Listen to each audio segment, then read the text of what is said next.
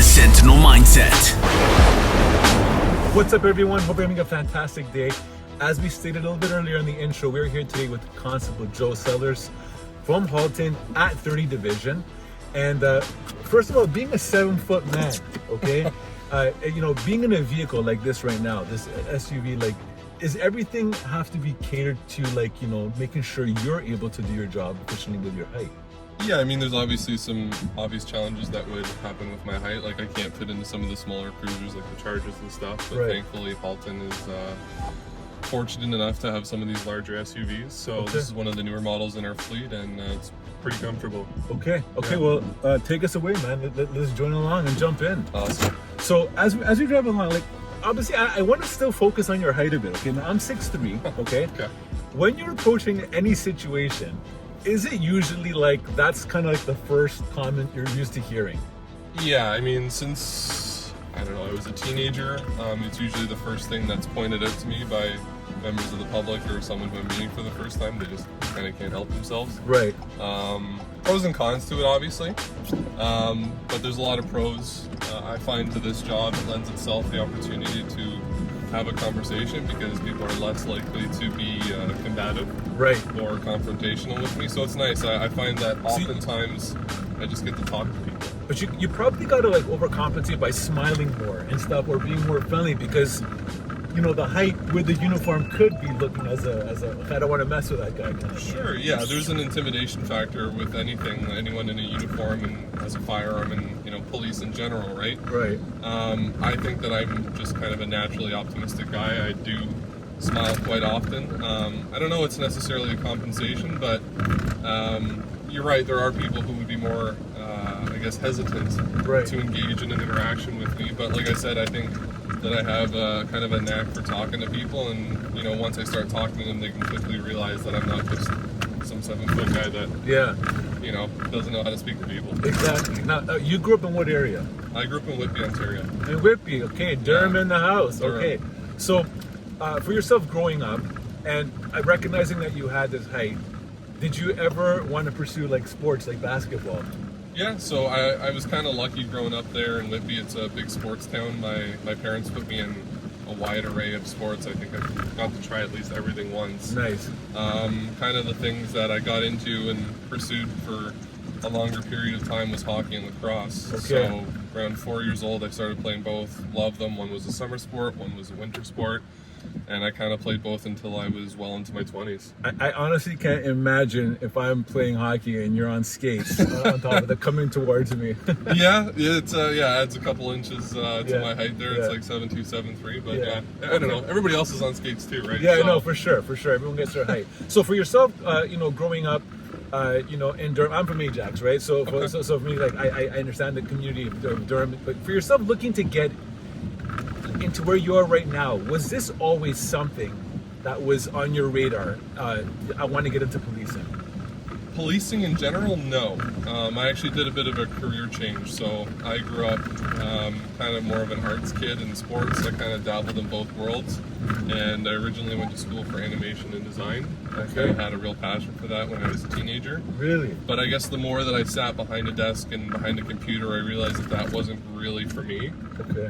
Long term, I wasn't happy with that. I knew that I needed something that was more engaging with people.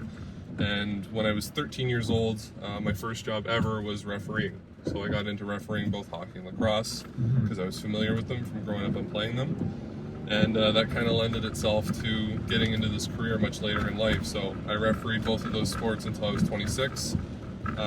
Just prior to me stopping that is when I did a career change. At 25 years old, I realized that refereeing was a passion of mine, and there's a lot of similarities between that and being a police officer. You're wearing a uniform, you're constantly met with confrontation and having to mitigate situations where people are upset, calm them down, de-escalate.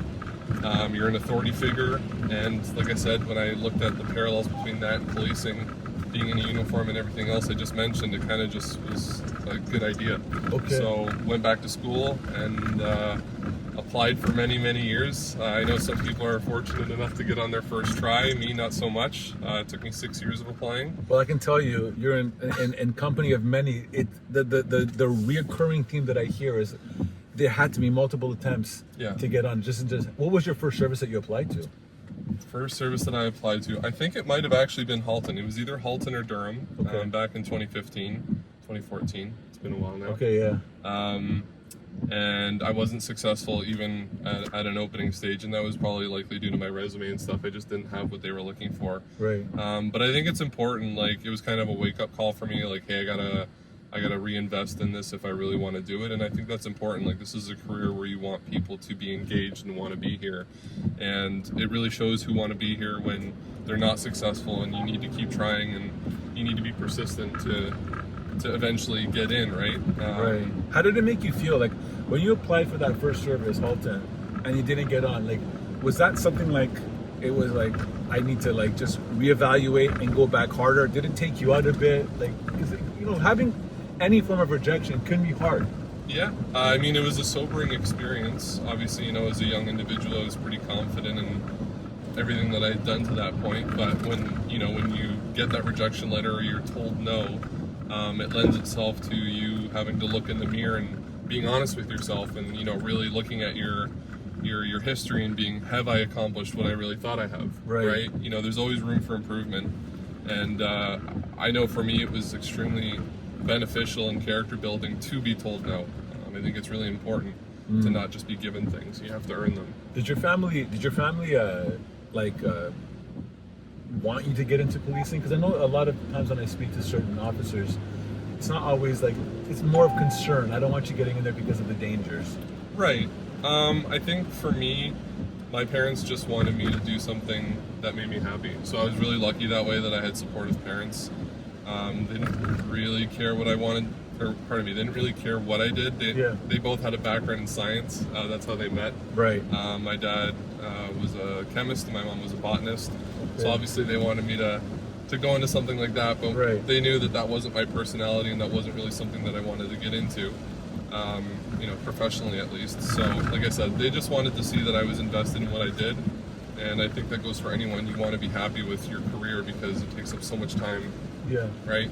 You don't want to show up to work and be miserable. For sure. Well, let me ask you this. Do you find the job, how many years in right now? Just 2.5. Do you find it fulfilling? I love it. It's the best job I've ever had. Okay. Yeah. Okay. No, that's good to know that, because I can sense that from you, just in how you look at things. Let me ask you this. So we're gonna go back a couple of steps. Sure. 6 attempts. Six Yeah. attempts. Yeah. I want you to go right now back to the day where you were when you got the call that you got the job, and how did you feel, and what was your overall reaction? Yeah, I mean, it was kind of surreal to finally be told yes after so many no's at various stages throughout the process, as I'm sure you're aware. Right. There's numerous stages that you need to be successful in. There's a pre-background questionnaire. There's numerous interviews. There's a background check. There's, like I said, there's a whole plethora of things that you need to be successful in. So to finally be told yes, yeah, I was overcome with emotion. I was just so happy. Where were you? Where were you when you got the call? I was at my apartment at the time. Yeah. I remember I got the call from my my recruiter, and she said she tricked me a bit. She kind of led me on as to the reason for her phone call, and then eventually she said, "I'm just messing with you. You're hired." So her and I had a pretty good relationship, and yeah, I just, Halton in general, I was really happy with in the recruiting system, because one of the recruiters stood out to me, and for anyone who's gone through the process, it can be kind of a cold process where there's not a whole lot of interaction, but Right. I had a recruiter with Halton, Dave Freeland. Oh yeah, we had him on the show. Yeah, he emailed me every 3 months since the first time I interviewed with him in 2017 until I got hired. Hey, when am I going to see your name across my desk? Hey, when are you going to reapply? So that kind of, I guess, attention to detail and care and the personalization that he put to this service was really what made it stand out to me. Okay, I see. And I know you grew up in Durham, but you also had some experiences in jobs working Toronto parking enforcement. Yeah, I did that for just under 3 years prior to this. Okay. So, civilian member there. I got in right before COVID, so I was very fortunate with that. I know that was really hard on a lot of people. Mm-hmm. So I was fortunate to get in there as a civilian member. I worked out of the East Division, so just up in Scarborough. 1500 Domino's Road, is it? That one? goodness, I don't remember the exact address. Yeah. I'm on the spot now. I don't remember where it was. I just remember it was right near Brimley in the 401. Yeah. Okay. So yeah, I did that for almost 3 years. I really enjoyed it there. Prior to that, I did corrections for a few months as a correctional officer. Yeah. And then leading up to that was just, security positions. I started at Canada's Wonderland as a summer job between first and second year of police foundations. Right. And then kind of just worked my way up as, a security guard, then a supervisor, site supervisor. It was just kind of a natural progression of stepping stones until I finally got to here. Okay, amazing. How was the physical for you? It was tough. Yeah. So for me, being a bigger guy, I just carry more weight naturally. So the running portion and the flexibility and all that stuff, I just find is a little more cumbersome. Right. But it's not an excuse. Like, they have the standards for a reason. So I knew that I needed to work on my cardio, and that's something that I took very seriously leading up to the physical tests. So Right.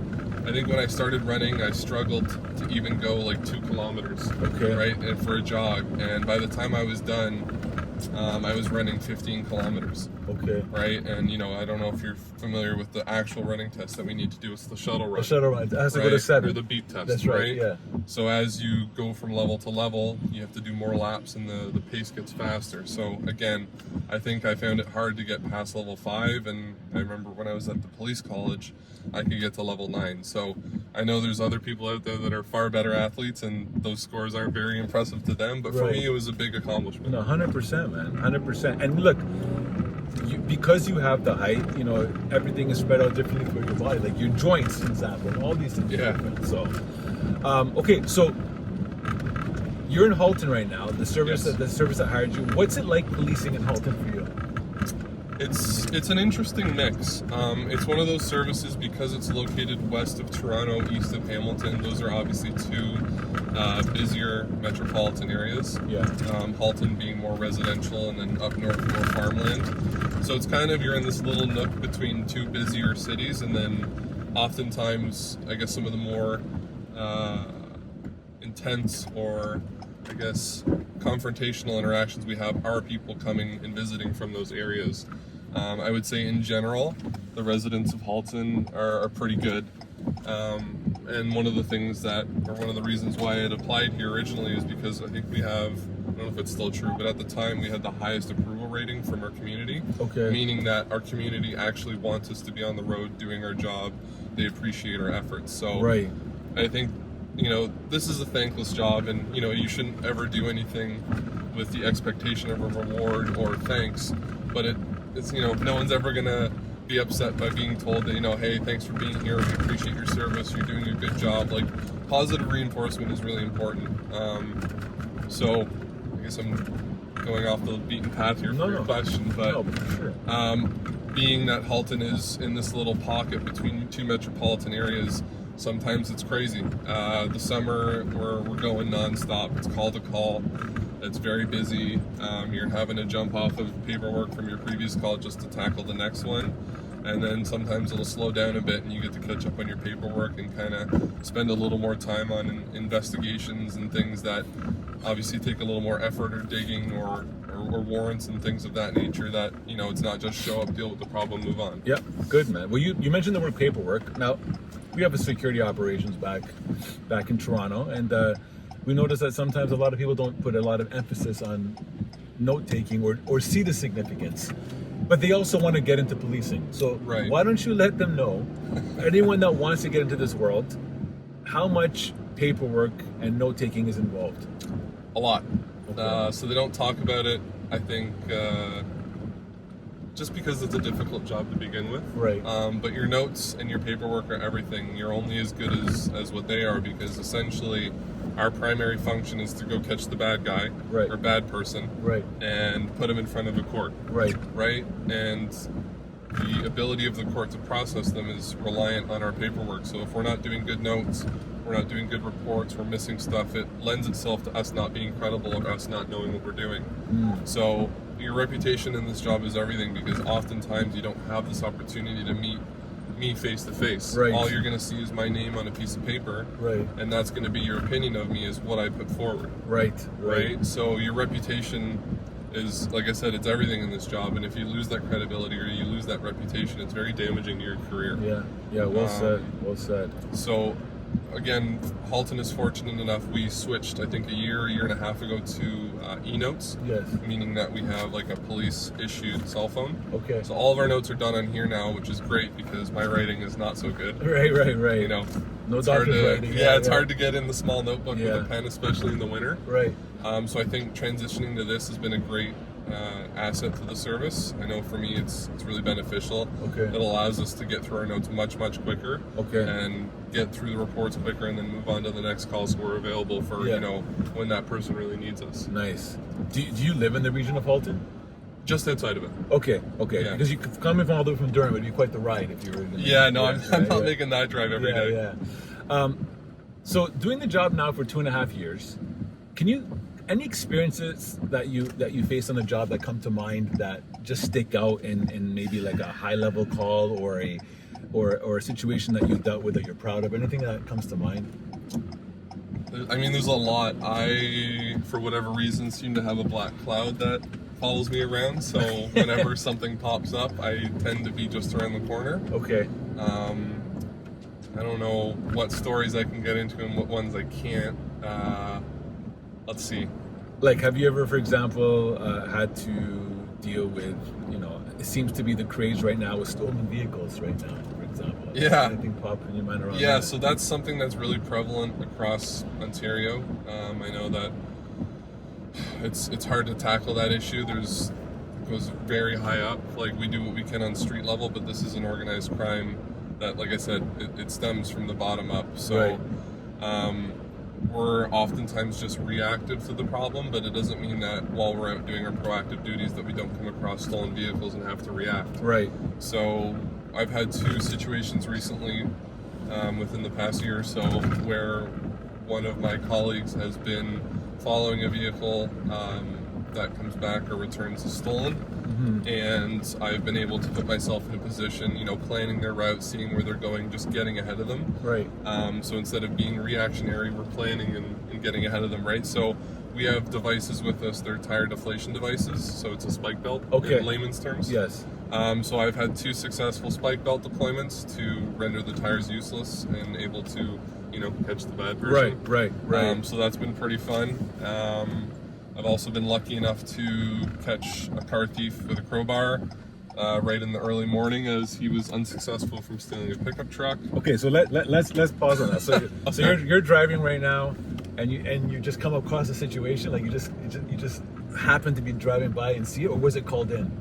So the one that I just mentioned with the guy with the crowbar, that was called in. It was Okay. right at the end of a night shift. I think it was like 6:15. I'm done at 6:45. You're pretty tired after a long Getting 12-hour a little shift. hungry too, maybe. You're thinking about going home and going to bed. Yeah. But I remember, our computer system, when the call comes in, there'll be a loud ping. Yeah. And I remember checking it, and it was just, theft in progress. I remember just flying up the road, getting there, locating the suspect. He didn't fight or anything. He just listened to my commands. I was able to effect that arrest. And, Right. The following shift came in and relieved me, thankfully. It's good teamwork there. Yeah. And they, did some canvassing, got some footage, interviewed witnesses, and he, once I had positively identified him while I was still with him, he had a history of stealing vehicles and was out on release orders for similar offenses. Wow. So it's, like I said, it's a reoccurring theme. Yeah, but what's going through your mind when you're approaching the situation? Like when you hear individual with a crowbar attempting to break into the vehicle. Now, obviously, you're going there by yourself, right? Yeah, in this situation, I was by myself, and backup got there relatively quick. But yeah, you're off with someone by yourself for a few minutes, and given the situation, you could be outnumbered, weapons involved, all that stuff. But that's all going through your mind. Your safety, right? The environment's all going through your mind. Yeah, it's one of those things where you just kind of have to react, and you fall back on your training. So we do multiple scenarios where you have to react to people that have weapons, and you need to react appropriately with our uses of force that we carry. So firearm, taser, baton, hands, right? So going to something like that, my previous knowledge of people who steal cars is 9 times out of 10 they've got handguns with them. Right. Firearms, right? They're Right. not good people. Right. So, I mean, to anyone in the public, do not confront them. Call us right away. Don't try and catch them yourselves. It's not worth it, right? It's just a vehicle. But showing up to that, like, there's a lot of things going through your head. Are they going to drive at you and ram your cruiser? Are they going to try and run you over when you get out of your cruiser? Are they going to try and attack you, in this case, with the crowbar? Do Right. they have a concealed firearm that I need to be concerned about? Right. Right? There's all these things going through your head, and we're held to such a high standard that if we do something wrong, then we get in trouble, right? Right. So you're in this mixed bag of, I want to go home safe to my family, and I need to catch this bad guy because the public is relying on me. Right. So in this situation, I was fortunate. I think one of the biggest indicators for us is any type of bulges under clothing and Yeah. hands being in pockets. Right. That's a big thing for me, is when I see people with their hands in their pockets, they're Yeah. usually concealing a weapon. Right. And I've had numerous encounters with people where they are walking towards me with their hands in their pockets. I tell them to take them out. Everything goes fine, and Yes. then when I'm searching them after I've arrested them, they've got knives Wow. right in that pocket that their hand was in. So I don't know Right. what their intent was. I don't know, had I let it go, Right. or had I not called them out on that, what Right. would have happened. Right. But that's just part of being vigilant and being aware of the type of job that I do and the people that I encounter during that job. So how does it feel to know that there's people like that out there that don't like police officers and that want to harm you? Like how does that make you feel as an individual? Because here's the reality. You're Joe, outside of the uniform, the human that enjoys his day off, going on vacations. Sure.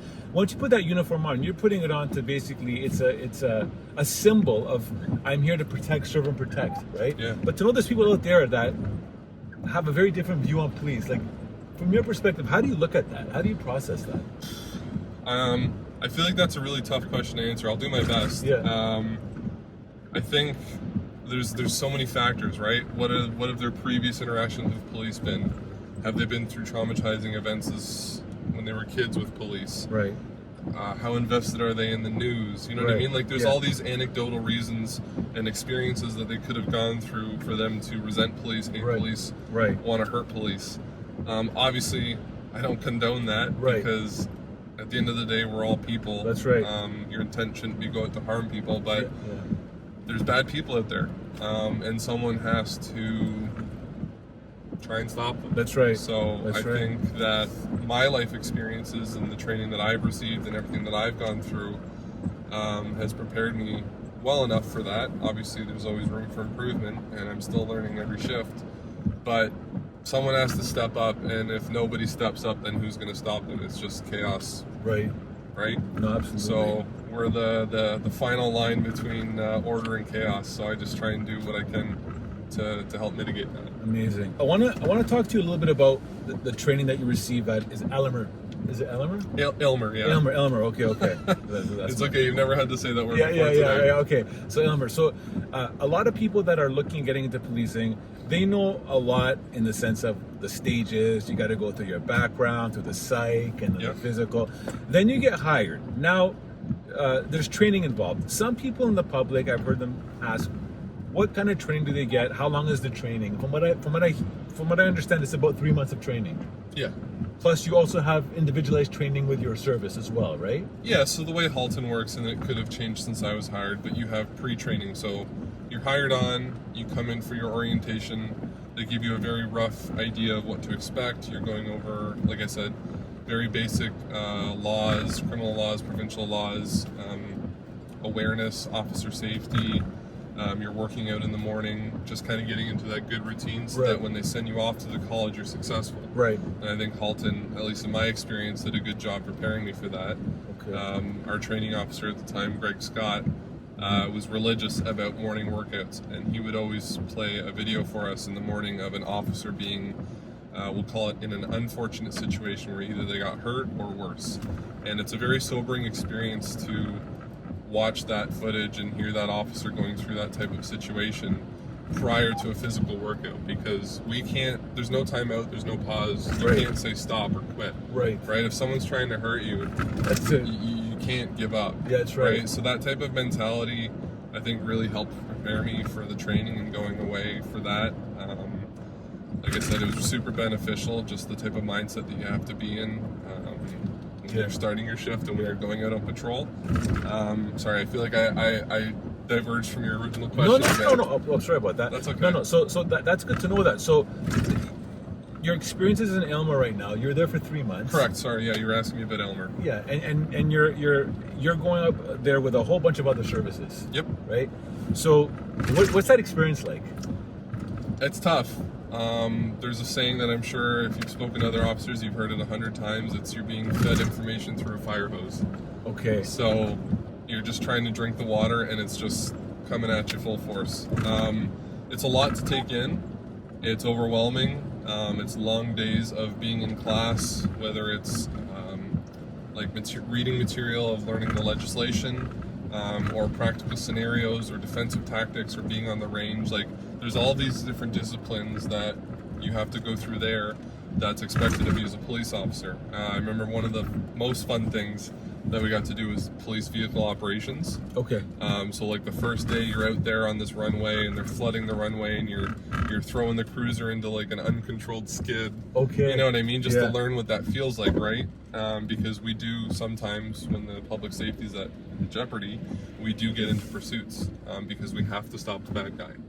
Right? There's been some recent cases where police officers have been killed where that's been necessary. Right. So again, while normally we're not doing that because it puts the public safety at risk, we need to be prepared.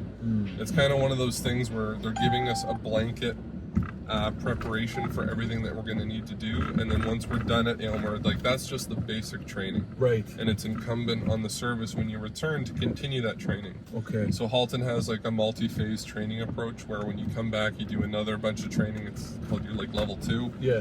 You go down the road with your coach officer, you spend some time with them, and then you come back off the road and you do level 3, and then there's level 4. There's, like I said, multi-phase as you kind of pursue your career and things get more complicated and you get a little more experience under your belt. They start showing you some of the more advanced or higher level investigative techniques and things that would be required of you as an officer. Okay. And do you when you do this training and you're done, when you leave, do you feel like, now that you've had this hose of information pushed at you, do you feel like I'm good, or do you feel like I need more? I think if anyone thinks that they've had enough, they're a little ignorant or naive. Let's go with naive. This is a job, and part of the reason why I wanted to do this job, where you're continuously learning. And you could think a certain way about something and you just have an ignorant opinion of it, or you're misinformed. And like I said, through experience, you get a better understanding or better perception of that. So a lot of the information that you get at the college, going back to your question, it takes some time to digest. Okay. And it takes some time where, you've heard the theory and you need to put it into practice, and it only really sinks in and it only really makes sense once you actually put it into practice. So there's a nice connection there where they kind of prepare you, and then it's, like I said, it's up to the officer to take what they're given and actually apply it to their day-to-day. Okay, I see. So yeah, to say that you're ready at any point, I think is it's a little overconfident. Right. There's always something to learn, and there's always a new perspective to consider. Okay. When you do get to first class constable, and then after that you're going to be eligible to start applying to other areas of Halton. Is there anything that's on your mind that you're like, I want to do this, like I really want to experience this or try this or get to? There is, but I'm of the opinion that you should be a road officer for at least 5 years. Okay. Before you go into a specialized unit, because I feel like even now, 2.5 years in, I'm still learning so much, and I just mentioned before, I'm going to keep learning, and I feel like after 5 years, you should have had enough opportunity to at least dip your toes into everything. Right. So that you have a better understanding of what's required of you in any given situation. I think, for the people that do go into the units early, that's great for them. They obviously have a drive and a goal that they're working towards. I kind of just want to be a jack of all trades where, I can go into any type of situation and be reliable or be counted on. Right. I think right now I really enjoy going to mental health calls, and I really enjoy going to some of the higher adrenaline calls. So it's kind of a weird polarizing mix where I like to spend the time to, talk to someone, help them through their crisis, and get to know them. So I know we have an MCERT team where it's a social worker and an officer. Right. Something like that interests me. And then on the flip side, getting into our tactical response unit, so the SWAT team. So I know that also entails a much more rigid physical, I guess, testing, and that's something that I'm trying to hold myself accountable to right now. Right. We'll see in the next couple of years what I'm leaning towards, but right now I'm just enjoying kind of the variety that you get from being a frontline officer. Well, the amazing thing about working for a police service like Halton is that you have like no real ceiling. Right. You can just keep going up unless you hit that chief plateau, right? But so Chief Tanner's going to be taking that for a while. 40 years and he's still going. Yeah, I don't know if I'll take his spot. I know in my limited interactions with him, he always is amused that I'm taller than him. He's quite a tall gentleman that's himself. right. That's right. He always sees fit to point it out, so that's always good for a chuckle. Yeah. And then I guess one other thing I mentioned too is, or I didn't mention, I apologize, is I've always been like a coach and a mentor in all my other jobs. Yes. And more recently I had a cadet with me in my cruiser, so Okay. I know not all services do this, but the cadet program it's meant for people right after high school or university, pardon me. Right. From the ages of, don't quote me on this, I think 18 to 25 or something. Yeah, something like that. Yeah. So I had a young gentleman who was in my cruiser for a couple months. I really enjoyed that experience, coaching him, walking him through my experience as a new officer and the difficulties that I had when I first started. And then now he's been successful and he just graduated from the police college. Oh, amazing. So he'll be joining us on the road pretty soon. So yeah, whether it's coaching or the mental health or the tactical response, like who knows, but like you said, there's no real ceiling unless I get up to Chief Tanner's spot. Do you find it gratifying? Like, I know I do, but I want to ask you, as someone that has coaching background, to be able to pour into somebody, see a change and a transformation, then that helps propel them to their goals. Doesn't that feel amazing? It's really rewarding. Yeah. Yeah, I've always enjoyed it. Like I said, I've been mentoring since I was a referee. I started like super young with that. When I was at the age of 18, I was doing like junior level lacrosse. Okay. So I was traveling Ontario. You need to pay to get in to see the game. I was running lower level minor tournaments at that point, helping other younger officials. I was a coach officer in parking enforcement. I was mentoring people in security. So yeah, like it's always something that I've gravitated towards and enjoyed. And like you said, there's a real merit when you show someone like your mistakes and what you learned from them, and Right. kind of try and help them along to prevent them from making the same mistakes, and just guide them along the path and to see them be successful. It is really rewarding. Okay, amazing, man. So, off topic, when you're like on your days off, you're just relaxing, you might be going to the grocery store, whatever you're doing. If you see something that's off, do you find that you're on, like meaning as in, if you were to see like a dispute happening, would you be like, I'm not, would you be gravitated to go there because you do it all the time on the job? So I think every situation is different. I think sometimes people in the public maybe insert themselves into situations that don't need to be inserted. Like Right. It's just a disagreement between two people, and that's normal. You're allowed to have a disagreement. That's right. Right? I think it really depends on the situation. Like, if I were to see something, I know on my days off, I'm much more just aware of my surroundings now, just because Yeah. there's a term, you kind of just have to be switched on That's when right. you're here. That's right. So yeah, I'm just a little more weary and cautious when I'm out in public now. And if I do see something like that, I'll maybe take a second or third glance just to make sure it doesn't actually require attention. Right. But yeah, like if something were to happen, I wouldn't hesitate to step in. Right. Right? Obviously, depending on the situation, if there was an actual serious danger, I'd just call 911. Yeah, because yeah. I don't have my tools with me. Right. No, that's good. That's good. I think it's a pretty good story, and I think it's inspiring to know that you went through a process where you took failure that came to you and you pushed forward, and 6 times is amazing for you to be able to be where you are right now. I want you to speak to the individual who's failing continuously getting onto the service. Under the Police Service Act, they cannot tell you why you failed a certain area, right? Right. But that person is getting discouraged right now. Yeah. speak to them, Joe. Tell them from your experience right now how they should be looking at things if they really want to get into policing and they're failing. Sure. Like I said, you need to really be honest with yourself. I think oftentimes we like to think that we're better than we are, and that's just the human nature.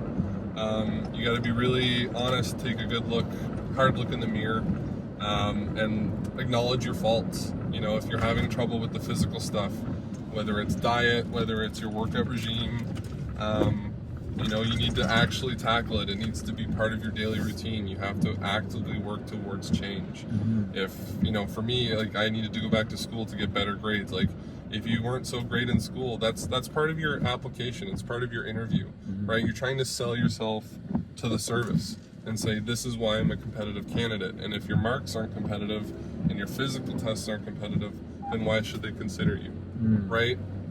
I feel like a lot of the things, if you're not successful, you just need to really take a good hard look and be like, okay, what am I doing that I could improve on? Like, whether it's work experience, schooling, physical, right? Those are, or community involvement. Like, you know, this job is oftentimes selfless, and you're doing things for the benefit of others. So they really do consider community service, whether it's, you know, helping out on a hockey team, which is what I did, or going to food banks, which is something else I did. Like, there's so many different avenues that you can take to just set yourself apart from other people, and it all just boils down to effort, sacrifice, and determination. Okay, I like that. So from someone that had initial desires to get into animation, is that it was like graphic animation, like as a job? I wanted to do like design work for video games and movies. Yeah. Do you still have anything at all that you gravitate towards that? Like, do you like do that on the side? And because you're listen, for you to have that, that means you have a creativeness inside you, right? And so do you still have like as a side thing, I want to create something? Or I mean, I sometimes draw in my spare time or play video games. Like, I'm still kind of a nerd. But we all are. Yeah. I don't. It's kind of one of those things where you need to really practice it, right? Like, it's a perishable skill. Right. So if you're not drawing, you're not using the 3D tools every day to make artwork, obviously that skill is going to fall behind. So, you know, what I could do 10 years ago versus what I can do now, there's a stark difference. But I still have fun from time to time when, you know, I'm out and about, or, you know, like on a flight or something, and I just have a scrap piece of paper, pardon me, and I can just you know, doodle or do something else. Okay. But nothing serious. Yeah. No, listen, man, that's good. Listen, at the end of the day, to me, that you gravitate towards these things, and it was such a big swing. I thought it was just amazing if that ever still like is inside you, you know, to do these things. Yeah, fair enough. I think, like I said, I kind of grew up with a foot in each. I don't even know what I'm trying to say here. I did the sports and I did the nerd stuff, so I always kind of had both in my wheelhouse. And I tried one and it wasn't for me, so I just gravitated towards the other. Okay, perfect. By the way, are we? Sorry. Yeah, we just drove by it. Okay, so I'll ask you like one of the last two things. I'm just doing laps now. Yeah, you know, you can time it right back into the station now. It's perfect. Okay. Yeah. So, look, today we had an opportunity, Joe, to kind of really, you know, connect with you and kind of see and hear your journey. And I think a lot of people that want to get into the service, it just gives them another glimpse of, you know, wanting to get into the service and what it entails. The last thing I really would want to just kind of bring up is the fact that, you know, you do put your life on the line for the public. And you know, as you said, this is a thankless job. And you know, it's not the reason why you did it. You know, you did it to kind of get in and help and to serve. But I want to thank you, Joe, for, you know, doing that, putting your life on the line, and you know, and then kind of navigating through a society that is changing. Like you know, crime has increased over the couple of years, and things are getting harder and are getting, you know, in a worse state. You know, for you to be in that and in the middle of that is something that I find to be a very courageous, you know, trait, and I want to thank you for that. Appreciate it. I want you just to end on one last note, and that is for the individual that, you know, again, I know you talked about the one that goes to the failure, how they can look at things. If there was one or two things that someone really wanted to work on from within to highlight to a service, what would you say that would be?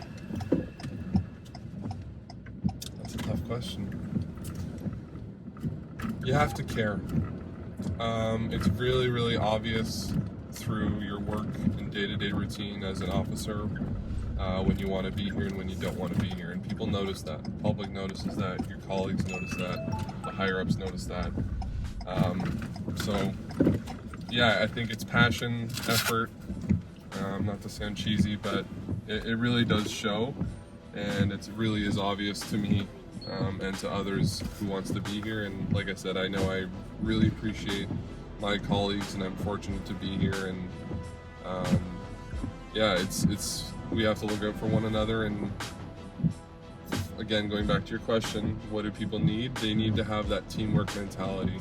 It's not just about you. It's about what you can do for others and then what they can do for you. Okay, amazing. Well, ladies and gentlemen, you just heard today from an incredible Constable Joe Sellers. Thank you for taking the time to do this. For those of you that want a rewarding career with Halton, it's hrp.ca/careers. And make sure, if you feel that you're a protector and you want to do something to serve, that you start from kind of doing a self-check, seeing if you have what it takes, and if that is, start applying.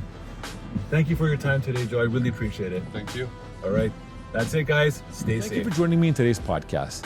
This podcast was created for protectors in the fields of law enforcement, executive protection, security, and anyone looking to level up their mindset. If you are learning from this podcast and you're enjoying it, please subscribe to our YouTube channel at the Sentinel Mindset. That's a zero-cost way to support us. In addition, please subscribe to the podcast both on Spotify and Apple. And on both Spotify and Apple, you can leave us up to a 5-star review. If you have questions for me or comments about the podcast or guests you would like me to consider on the Sentinel Mindset, please post all comments on YouTube. I do read all the comments. Please also check out our sponsors, thearenatoronto.com. The Arena was created to help all those in the fields of law enforcement, security, and all that achieve their fitness goals. I want to thank our producer, Matthew Doyle, and creative supports, Jaslyn Singh, who help me with this podcast every week. We value your feedback and are here to support you. Tune into the Sentinel Mindset every week, where we look in the mirror to make real changes and explore what it takes to achieve greatness in your craft. This podcast is brought to you by Executive Protection Lifestyle Canada. Make sure to drop by next week and don't forget to subscribe.